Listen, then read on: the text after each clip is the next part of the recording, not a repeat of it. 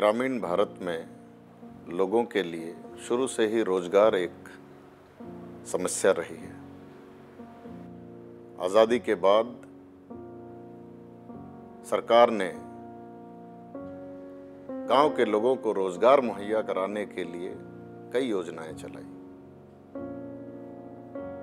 जैसे कि NREP, RLAGPI, उसके बाद JRY आई, उसके बाद SGRY आई, EFC, SFC, अकाल राहत के कार्य होते रहे, अनेकों योजनाएं आई।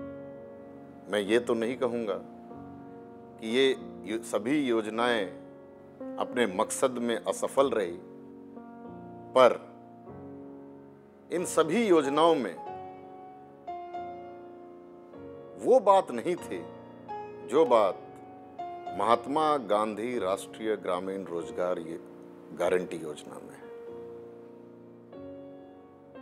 पूर्व की सभी योजनाएं आंशिक रूप से सफल रही, पर ये योजनाएं वो चीज नहीं दे सकी जिसका आजाद भारत के गांव के लोगों को इंतजार था। रोजगार दिया, पर उतनी मात्रा में नहीं दिया जितनी मात्रा में लोगों को जरूरत थी। अंततः 2005 में भारत सरकार ने राष्ट्रीय रोजगार गारंटी योजना शुरू की, जो बाद में चल के महात्मा गांधी राष्ट्रीय रोजगार गारंटी योजना का पुनः नामकरण किया गया। इस योजना के तहत गांव के प्रत्येक परिवार को एक वित्तीय वर्ष में 100 दिन की रोजगार देने की गारंटी दी गई, ताकि वे अपना जीवन यापन सही रूप से कर सके और अपने जीवन स्तर में सुधार कर सके। ये योजना एक गारंटी बेस्ड प्रोग्राम था। पहले की योजनाओं में सरकार पर निर्भर करता था कि किसी व्यक्ति को कितना रोजगार दे, कब रोजगार दे, काम क्या लिए जाएं। लेकिन इस योजना के तहत वह व्यक्ति तय करता है, गांव का एक गरीब व्यक्ति तय करता है कि उसके क्षेत्र में क्या काम लिए जाएंगे, उसको कब रोजगार चाहिए, उसको जब रोजगार चाहिए तब रोजगार देना है। पहले कलेक्टर डिसाइड करता था कि कब रोजगार देनी है, किसको रोजगार देनी है, लेकिन अब व्यक्ति, आम आदमी तय करेगा इस एक्ट के तहत।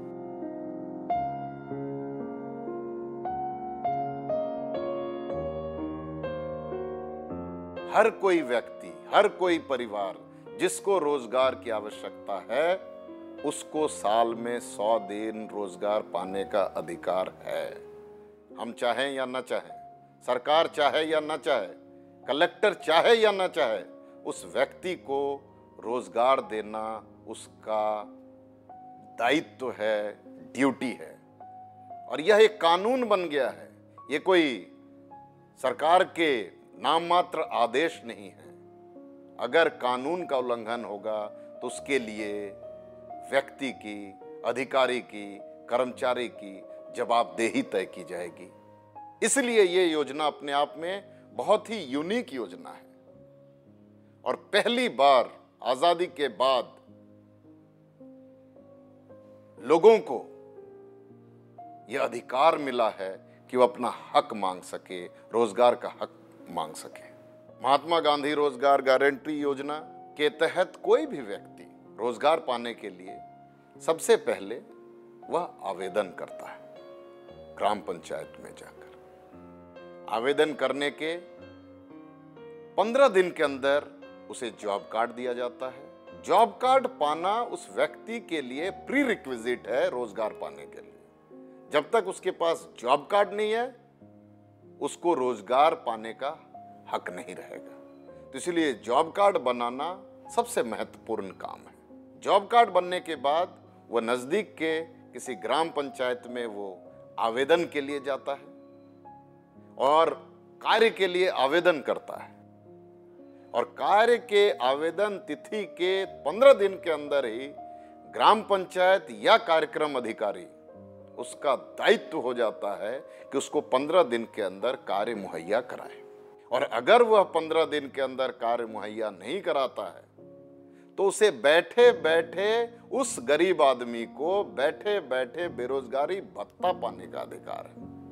और वह भत्ता प्रथम 1 माह तक जो नरेगा की वेज रेट होगी उस जगह पे उसका 25% और 1 महीने से ज्यादा देरी होने पे, रोजगार देने में अगर 1 महीने से ज्यादा देरी हो जाती है तो 50% of the wage rate of NREGA दिया जाने का प्रावधान है बेरोजगारी भत्ता के रूप में। और जब वह काम कर लेता है, काम करने के 15 दिन के अंदर वह वेतन पाने का अधिकार रखता है।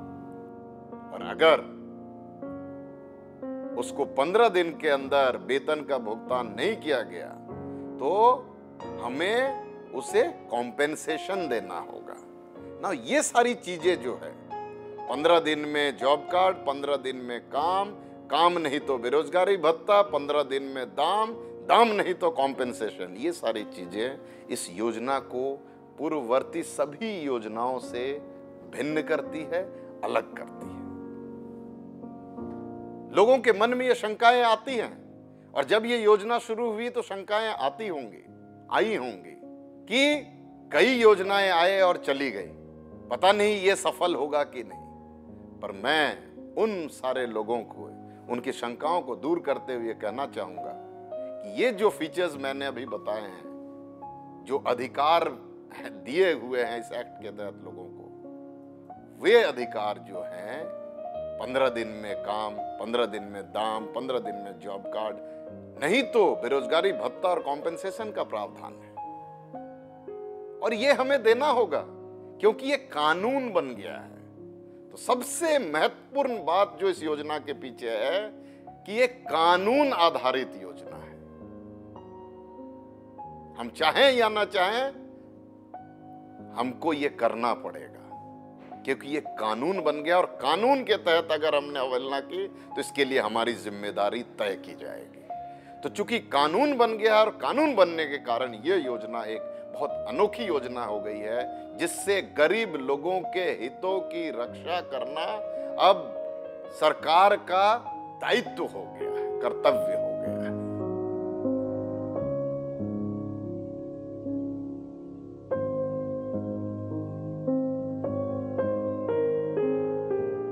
इस योजना की सबसे बड़ी विशेषता है कि इसमें सारे स्टेक होल्डर्स की भागीदारी तय की गई, चाहे गांव का गरीब आदमी हो जो श्रमिक के रूप में काम करना चाहता है, चाहे ग्राम सभा हो, चाहे पंचायती राज के प्रतिनिधि हो, ग्राम पंचायत के सरपंच हो,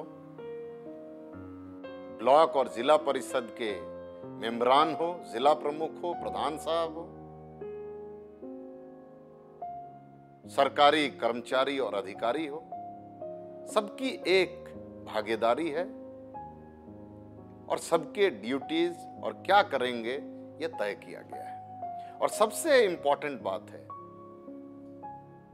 लोगों की भागीदारी सबसे महत्वपूर्ण है। चाहे कार्य का सिलेक्शन हो, चाहे कार्य कराना हो, चाहे उसका सामाजिक अंकेक्षण करना हो, सब चीजों में लोगों की भागीदारी सुनिश्चित की गई है और लोगों की भागीदारी ग्राम सभा के रूप में सुनिश्चित की गई है। ग्राम सभा को इस एक्ट के तहत अभूतपूर्व शक्तियां दी गई है। उदाहरण के लिए सबसे पहला चीज इस योजना में वार्षिक कार्य योजना बनती है, जिसे हम एनुअल एक्शन प्लान भी बोलते हैं, और साथ ही साथ पर्सपेक्टिव प्लान, पंचवर्षीय कार्य योजना भी बनती है। सबसे अच्छी बात है कि ये कार्य योजना, चाहे वो वार्षिक प्लान हो या पर्सपेक्टिव प्लान हो, ये ग्राम सभा बनाती है। गांव के वयस्क लोग आपस में बैठ के, पंचायत में बैठ के, गांव के लोग ये तय करते हैं कि उस गांव के विकास के लिए कौन कौन से कार्य लिए जाने हैं, ये गांव के लोग तय करते हैं। तो जो एक कॉन्सेप्ट है प्लानिंग फ्रॉम बिलो, अगर कहीं चरितार्थ होता है तो वह महात्मा गांधी नरेगा कार्य योजना में चरितार्थ होता है।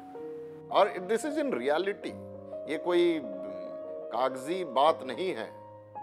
अभी तक जितने जिलों में, सारे जिलों में जो काम हो रहे हैं, कार्य योजना गांव की सभा बना के सबसे पहले तैयार करती है और ग्राम पंचायत में ग्राम सभा द्वारा बनी हुई ये annual action plan block governing council में रखी जाती है।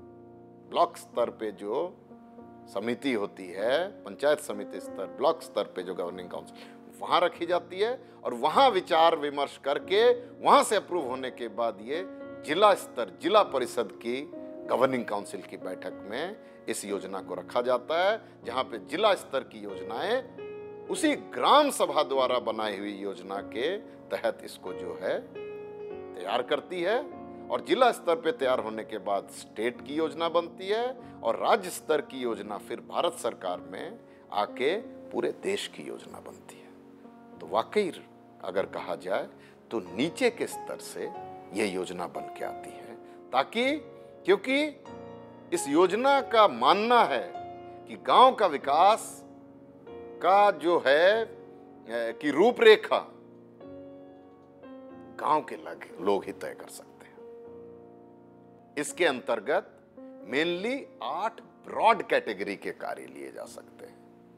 सबसे पहले जल संसाधन के कार्य, फिर आप इसके तहत सूखा प्रबंधन के कार्य ले सकते हैं, आफ्लोरेस्टेशन के कार्य, वृक्षारोपण के कार्य ले सकते हैं।